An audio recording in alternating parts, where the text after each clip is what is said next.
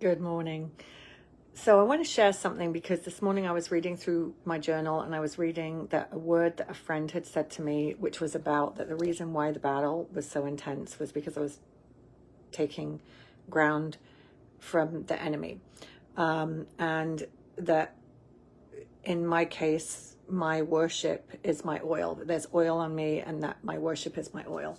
And as I was thinking about that, I was thinking, because I was speaking to a friend, and I was saying that the greatest battle, the enemy would have us think that our battles are what's going around us, what's going on around us, the circumstance that's happening, whether it's something going on with our finances or something going on with our health or something going on with our relationships. And the enemy will have us focus on those things, and we can be thinking that that's the battle that we need to be engaged in. But the greatest battle is the battle that goes on within us.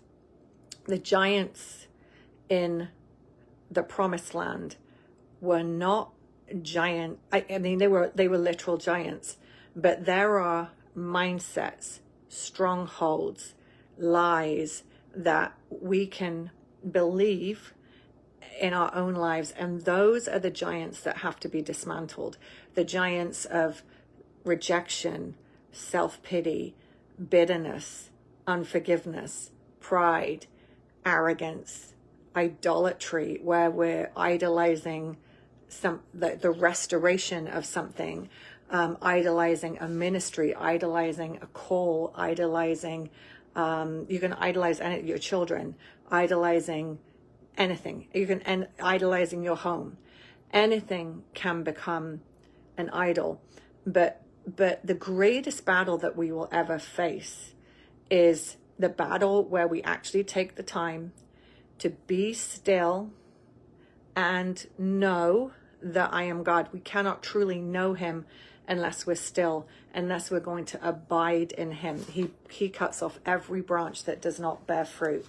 It says in the word, unless, and I've written about this, unless the foundation, if the foundations be destroyed, what can the righteous do?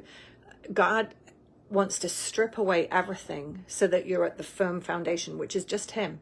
And if that means everything gets stripped away, and so that he's then building on that firm foundation, that solid rock of Jesus, that is what is necessary.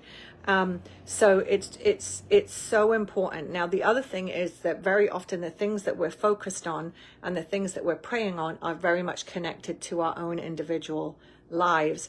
Whereas Jesus is saying, and in the word it says, I saw a man who would stand in the gap for me, like to intercede, to stand in the gap and to pray about matters that are on God's heart, redeeming the land, remitting the sins of the land.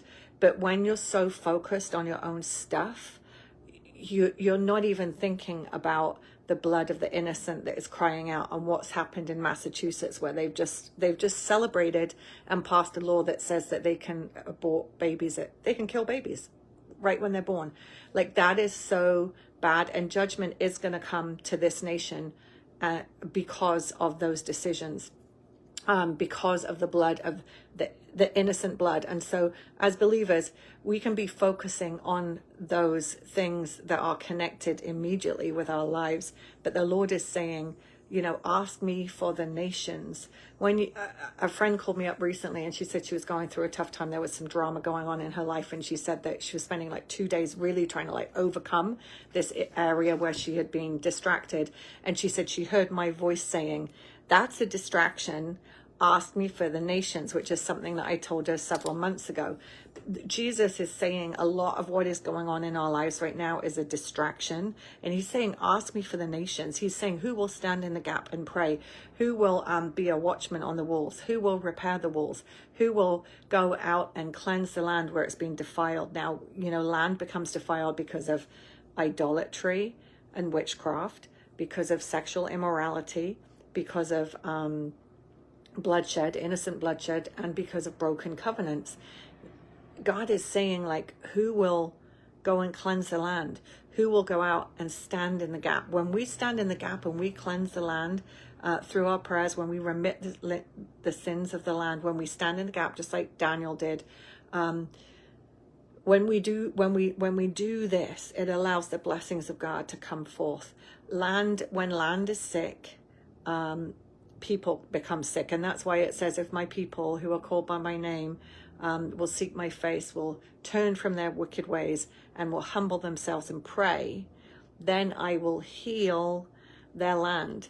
It's the healing of the land that is necessary for the blessings to come forth. Now we can speak to the land, just like just like in Genesis 1, God spoke and the land brought forth. He said, let the land bring forth, grass and herbs and seed. And so we can speak to the land. The land is creation is groaning for a manifestation of the sons of God. And whilst we're so focused on our own scenarios and our own situations, that can become so distracting, when he's saying, I want somebody who can stand in the gap, but you cannot go stand in the gap and remit the sins of the land, or remit the sins of your neighbors, or remit the sins of our politicians, or remit the sins of anyone, if you have iniquity and sin in your own heart. So that's why taking those giants, dismantling those giants that are within, dealing with the bitterness, the resentment, the control, the manipulation, the intimidation, the rejection, abandon, bitterness, resentment, envy, jealousy, offense. Those are the giants that need to be dismantled. Pride, arrogance. Those are the giants that we need to dismantle. So anyway, this is a lot of what the Lord has been teaching me during this time, and it is very exciting knowing the authority that we've been given, knowing that we've been given dominion over the earth. And this is what the enemy is so nervous about. Good morning, good morning. But just a little things like take those giants down. We can't be fighting battles when we have those battles within. Those giants within have to come down. Have a blessed day. Shabbat Shalom.